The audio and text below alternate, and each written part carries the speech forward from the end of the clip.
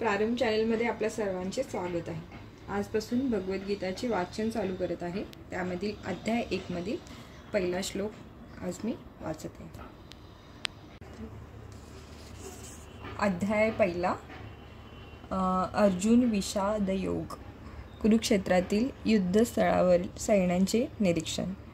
धृतराष्ट्र उवाच, धर्मक्षेत्रे कुरुक्षेत्रे समवेता युयुत्सवा मामका पांडवाश्च किमकुर्वत संजय।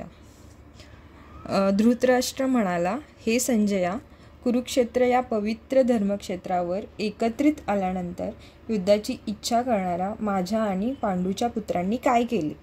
तर याचा तात्पर्य असा आहे की भगवद्गीता हे मोठ्या प्रमाणावर वाचले जाणारे आस्तिक्यवादी विज्ञान आहे आणि याचा सारांश गीता महात्म्यामध्ये दिला आहे। त्या ठिकाणी सांगण्यात आले आहे की मनुष्याने भगवान श्रीकृष्णाच्या भक्तांच्या साहाय्याने गीतेचे अत्यंत काळजीपूर्वक अध्ययन केले पाहिजे आणि या प्रकारे वैयक्तिक हेतुपूर्वक अर्थ न लावता कृष्ण भक्ताकडून ती समजून घेतली पाहिजे।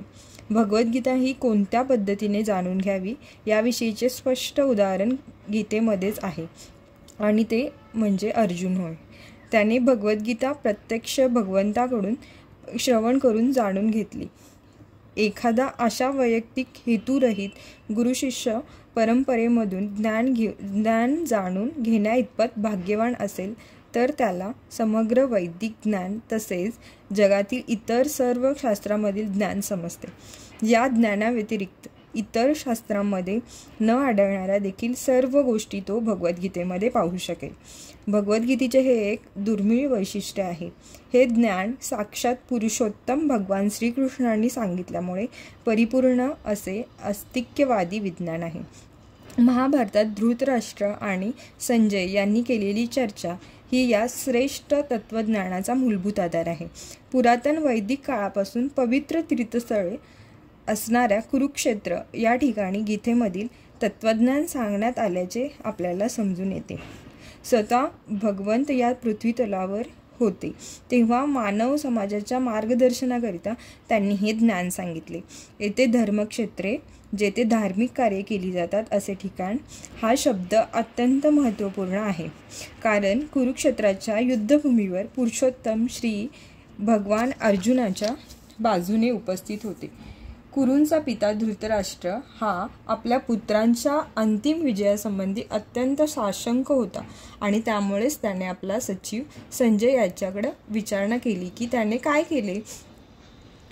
पूर्ण निर्धारयुक्त युद्ध करण्याच्या सिद्धतेने स्वतःचे आणि आपला धाकटा भाऊ पांडू यांचे पुत्र कुरुक्षेत्र येथील रणभूमीवर एकत्र आले असल्याची त्याला पुरेपूर माहिती होती, तरीसुद्धा त्याची विचारणा महत्त्वपूर्ण आहे। भावाभावामध्ये तडजोड व्हावी अशी त्यांची इच्छा नव्हती आणि त्याला युद्धभूमीवरील आपल्या पुत्रांच्या विधिलिखिताविषयी निश्चितपणे जाणून घ्यावयाचे होते।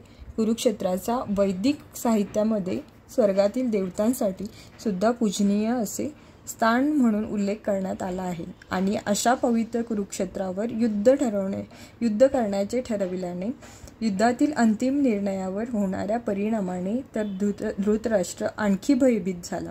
याचा प्रभाव अर्जुन आणि इतर पांडुपुत्र स्वाभाविकताच सद्गुणी असल्यामुळे त्यांना अनुकूल असाच होणार हे तो उत्तम रीतीने जाणून होता। संजय हा व्यासांचा शिष्य होता। तो जरी धृतराष्ट्राच्या कक्षामध्ये होता तरी व्यासांच्या कृपेने तो कुरुक्षेत्र येथील युद्धभूमी पाहू शकत होता। यासाठी धृतराष्ट्राने युद्धभूमीवरील परिस्थितीची याच्याकडे विचारणा केली। पांडव आणि धृतराष्ट्राचे पुत्र हे दोघेही एकाच कुटुंबातील होते, पण या ठिकाणी धृतराष्ट्राचे अंतर्मन उघडे करून दाखवण्यात आले आहे। त्याने जाणीवपूर्वक आपल्या पुत्रांचा कुरु म्हणून उल्लेख केला आणि पांडुपुत्रांना कुळाच्या वंशपरंपरेतून वगळले। यावरून कोणीही धृतराष्ट्राचा आपल्या पुतण्यांशी म्हणजेच पांडुपुत्रांशी असणारा विशिष्ट संबंध सहजपणे जाणू शकतो। प्रारंभी केलेल्या चर्चेवरून हे निश्चित आहे की ज्याप्रमाणे भाताच्या शेतामधून अनावश्यक तृण काढून टाकले जाते, त्याचप्रमाणे धर्मपिता भगवान श्रीकृष्णांच्या उपस्थितीत कुरुक्षेत्रावर तृणवत अशा धृतराष्ट्रांच्या पुत्रांसहित इतर सर्वांचा समूळ नायनाट केला जाईल आणि युधिष्ठिर प्रमुख असलेल्या धार्मिक वृत्तींच्या लोकांची स्थापना स्वतः भगवंत करतील. धर्मक्षेत्रे आणि कुरुक्षेत्रे या शब्दांच्या ऐतिहासिक आणि वैदिक महत्त्वासोबत हेही विशेष महत्त्व आहे.